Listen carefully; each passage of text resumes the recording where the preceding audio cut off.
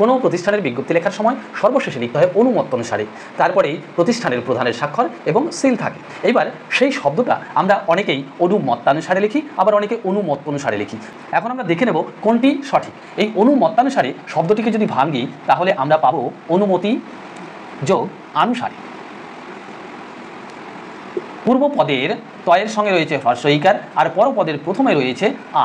এই ই আর আ মিলে হয় জফলা আকার। আর এইদিকে অনুমত্তনুসারে শব্দটিকে ভাঙলে আমরা পাবো অনুমতি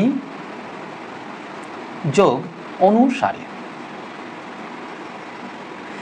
এবার এই তয়ের পরে রয়েছে হ্রস্ব ইকার, পরপদের প্রথমে রয়েছে অ।